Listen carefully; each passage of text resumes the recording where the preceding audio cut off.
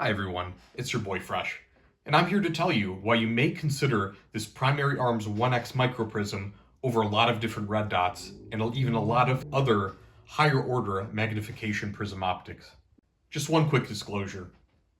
I'm not affiliated with Primary Arms, the manufacturer, the website, or any other distributor of optics. I am not a distributor of optics myself either. I'm just here to try things out and share what I've learned with my audience. First of all, what's the primary advertisement for this optic in particular? Well, one of the things that Primary Arms seems to advertise for this particular optic is that it's friendly towards users with astigmatism. Let's look into that really quick. In a nominally shaped human eye, light is transmitted first through the cornea, through the optical lens of the eye itself, which then yields a focal point in the rear wall of the eye called the retina. For those with astigmatism, this is a bit of a problem. There's a strange shape to the cornea itself. These geometric abnormalities cause some scattering of the focal points of the light themselves in the back of the retina. This can be manifested as blurry vision, excessive squinting, eye strain, and sometimes blindness. This becomes especially apparent when you start using a red dot. A red dot user with normal vision should see a well-defined circle, sometimes 2 MOA, with a defined border, a round shape, and even brightness.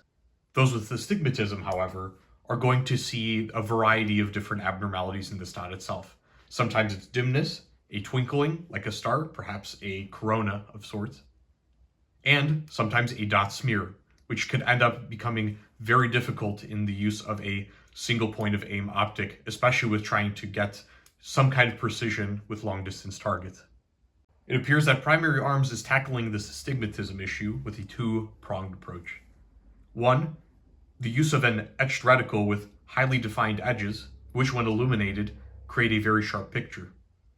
The second is the use of a rear adjustable diopter or focus ring, which allows you to focus the optic itself and the set of prisms, the mirrors and projectors and illuminator to your individual eye.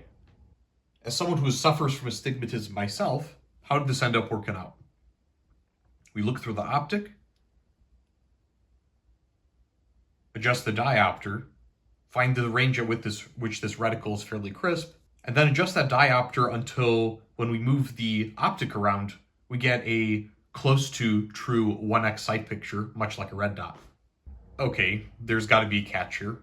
Let's see what you're sacrificing in terms of weight when it comes to getting that sight picture over a couple of conventional red dots. If we take a look at the Holosun 503G, it comes in at 4.87 ounces. The Aimpoint T2, one of the standards for a high-end micro red dot, comes in at 4.8 ounces. In the absolute budget category, we have the Sig Romeo 5, which can be had for $140 to $150. And it comes in at 5.1 ounces. Still quite svelte.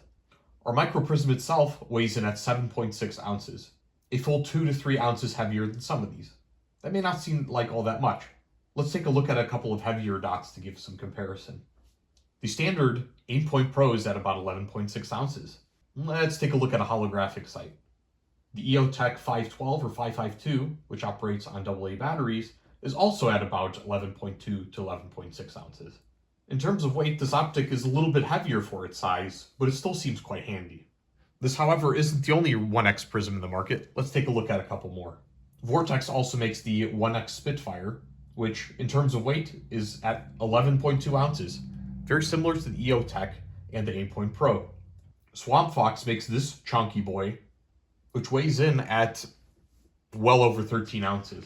Let's talk about a more competitive optic in terms of size and weight. They call it the Bushnell TechOps Lil Prism or Lil P. This one weighs in at just 4.4 ounces, which is lighter than some of the other micro T2 pattern red dots. So how does eye relief work with prisms exactly? Well, let's take our 1x Spitfire. This has an advertised eye relief of 3.7 inches, which might be similar to some magnifiers. And honestly, this shouldn't be all too surprising, considering that most magnifiers, 3x, 4x, 5x, and even 6x magnifiers, are prisms themselves, but most of them tend to lack an etched reticle. The Swamp Fox blade has a slightly longer advertised eye relief of 3.8 inches. The Bushnell Little P has a disappointing eye relief between 1.5 to 2 inches advertised in the deep, dark depths of the internet. How does this 1X end up working? Well, let's take a look and go through its entire eye relief sweep. If you're a little bit too far, you notice there isn't a whole lot of scope shadow that you would typically see in some LPVOs. Quite interesting. Let's go forward. So if you're a little too far forward, you just get a dark ring, but it doesn't move around quite proportionally to the sight picture. This is actually very forgiving if you're a little bit too close to it. What about if we go towards the back? Back. Wow, we are well past the stock here. This is actually excellent. So in this case, I could call eye relief variable, perhaps a range, or fairly robust. Let's talk field of view here. The Vortex 1X Spitfire has a field of view advertised at 75 feet at 100 yards. The Swamp Fox blade, despite being a much larger optic and apparently having a larger objective, is only advertised at 52 feet at 100 yards. The PA Microprism is fairly competitive with the 1X Spitfire at an advertised field of view of 76.5 feet at 100 yards. Bushnell Little P, can't find it. That optic is starting to fall apart a little bit here. In terms of usability, let's talk reticles. The 1X Spitfire ends up using multiple concentric circles, meaning one thinner outer one and a thicker inner one, and a dot in the center. This reticle is fairly clever because each of the concentric circles can represent a different acquisition speed for the user. The outer 140 MOA ring is used for extremely fast target acquisition. The thicker inner ring is being used for slightly slower target acquisition for slightly more precise shots and is 44 MOA. And then the center dot is at a svelte 3 MOA. The Swamp Fox blade uses a alternative style reticle, which ends up talking about bullet rise in this case, in order to compensate for high overbore. This uses a chevron with a German post underneath it, as well as another compensating dot underneath. I could go into this reticle into another video, but it's quite interesting to see Swamp Fox doing something new when it comes to the short-range optics. Some other features of the optic itself is a large 90 MOA ring on the outside with a partial crosshair, a little bit like an EOTech. The Bushnell Lil P is even more fascinating in this case. It features an outer ring of about 50 to 56 MOA, crosshairs, and a German post on the bottom, which all are surrounding a 3 MOA dot in the center. This is a nice simple reticle with also variable speeds of acquisition and accuracy. So Primary Arms tends to be a bit ambitious with their reticles. Let's see about this one. Primary Arms calls this reticle the ACS Cyclops, which seems a bit sparse at first, but let's take a look. The outer ring is a partial donut of death. Let's say it's been munched on. And then the center is a simple chevron. This chevron allows, when sighted in at about 50 to 100 yards, for the tip of the chevron to be at your zero, the general part of your chevron good out to 100 or 200 yards, the intersection of the two parts of the chevron, meaning the bottom pocket of the chevron itself, being at about 300 yard hold, and the absolute bottom of the chevron tips being at around 400. Another feature is the ranging stadia on the bottom, which correspond to 200, 300, and 400 yard increments in terms of auto ranging, using a 5'10" human being as the height measurement. This is what I would probably call the first quirk of the Microprism itself. It's a nice and simple reticle, but it's a little bit sparse to be used for shooting as precise as 400 yards, in my opinion. That's not going to stop me from trying, but the ranging reticle underneath a less than precise reticle like this is a bit strange. Though this reticle here is calibrated for 5.56, I think we could do one step better. What's not advertised as much here is the Microprism's ACSS Gemini 9mm reticle. When we take a look at Straylock here, you can actually use this reticle with 5.56 pretty well out of a 16-inch barrel. You can actually use this reticle and the BDC drops provided to reach out to 500 and even 650 yards. I'd say for 556 users who want to stretch the capabilities out of this particular reticle out a bit more, I would end up using a magnifier. Speaking of magnifier, how well does this work with my Vortex Micro 3X? It's a little blurry, but if we adjust the diopter in the rear and a little bit in the front, you actually get a fairly nice sight picture here.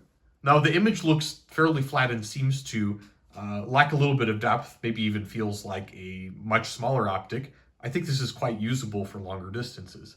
All right, let's take that magnifier off for a second. How well does this work with daylight brightness itself? After all, it has to compete with the likes of an Aimpoint T2 or an EOTech 512. If we turn on to the brightest setting, in this case we're using a green dot, maybe it's not the best one-to-one comparison, I would 100% consider this daylight bright, even with the green trees around here. Another quirk of this optic probably would be the mounting options themselves.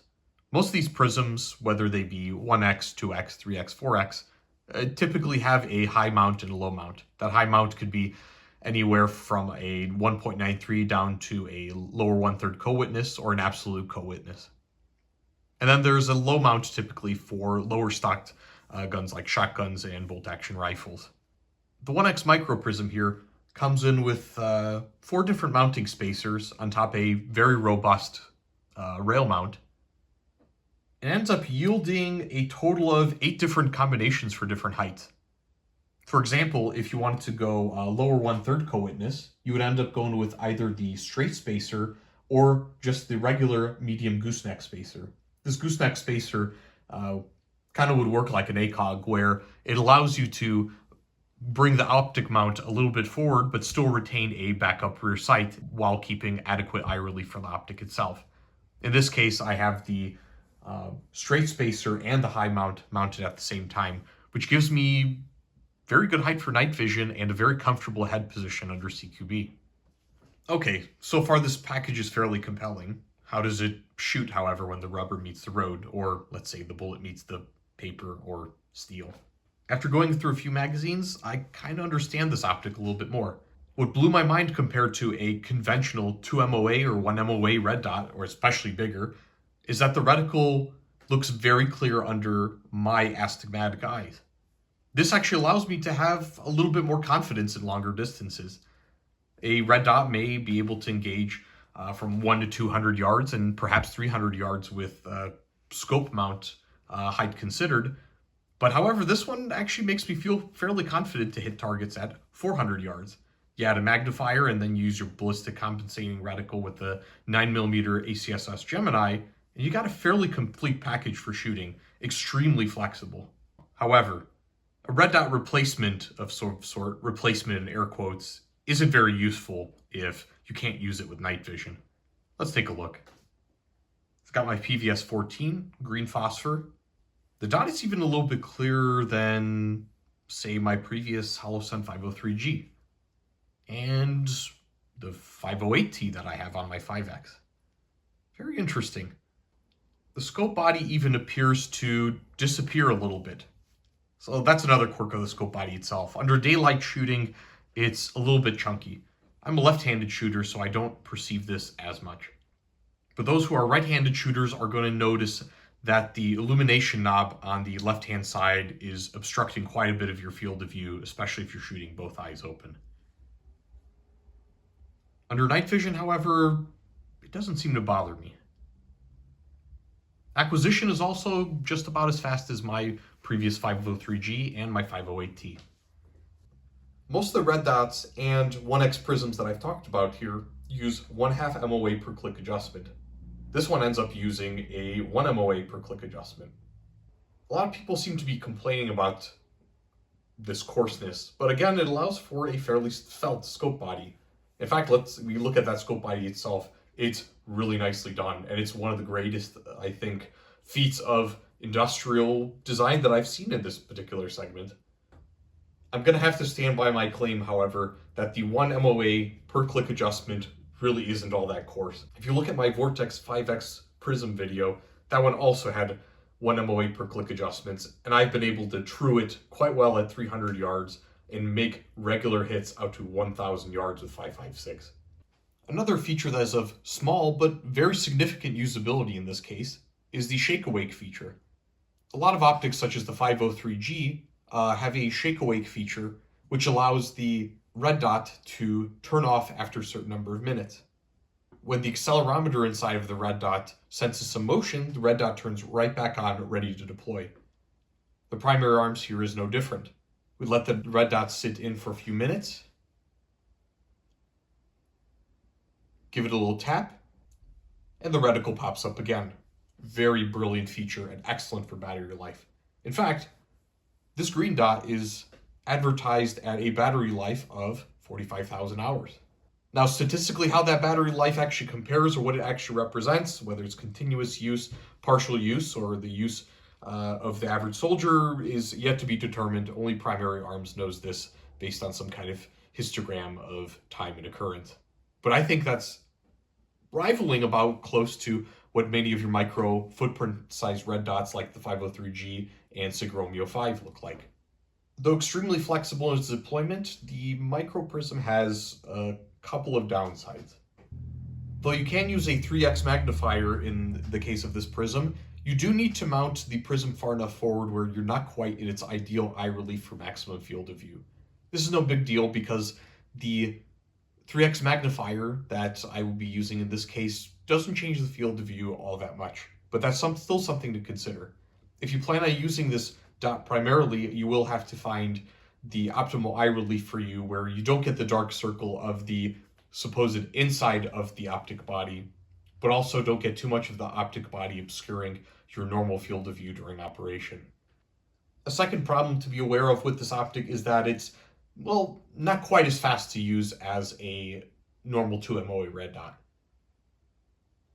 As I'm doing up and down drills and moving from target to target, let's say for dry fire practice, I noticed that the reticle kind of doesn't move around as sharply as a dot.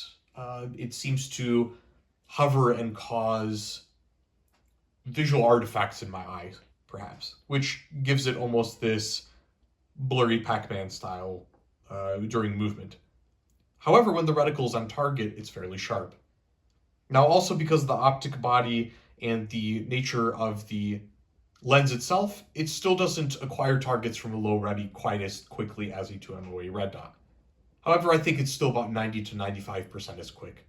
And the weight is probably fairly easy to shrug off compared to a lot of those red dots as well. One more problem that I've noticed for perhaps me is that I don't quite get the best balance between a sharp reticle and 1x all the time in every situation. The parallax of this optic is probably set to about 50 to 100 yards. I need to look at the spec sheet, but I do get a little bit of image distortion, which causes a fairly funny image when I shoot both eyes open. Again, it's not a big deal. I could train through it and it works fairly well, but it's still something I have to get used to compared to a perfect 1x out of a red dot. I do have to say that this optic presents one potential deal breaker, and that'll be to the NV guys. It's not that it doesn't work well under NV, but there's a little bit less flexibility depending on your mission criteria. If your diopter is set during the day and you need to use your NV immediately at night, that could pose a problem. Likewise, vice versa, if your diopter is sent for your night vision goggle, it will work, but then once you get to a lighted area where you no longer need your NV and you end up flipping your PVS 14 back up into your helmet, your reticle is potentially a complete blurry mess. Now, it's not to say you couldn't use the bin-din aiming concept or occluded shooting in order to overcome this and still make shots, but you've lost quite a bit of precision coming from NV into daylight or at least more conventional lighted environments. Quite honestly, I think Primary Arms absolutely hit it out of the park with this optic, despite some of its quirks and some initial finagling. The glass clarity is wonderful. The eye relief is extremely robust and forgiving under multiple conditions. The optic is fairly lightweight for being a prism. There's highly flexible mounting options available. It works well under a magnifier. And using the ACSS Gemini 9mm reticle can be flexed into multiple different roles that I think even work better than sometimes their 3x microprism. In terms of 1x capabilities, it's 95% as fast as a normal red dot, has a crisp reticle which gives you even more confidence to shoot out to 400 yards, and it actually, with some diopter adjustment, allows for fairly crisp and workable night vision settings. I'm gonna have to say to primary arms again that you've created a very interesting optic here. If I look at stray lock again, let's see if we can take this one to 1,000 yards. Take care, everyone.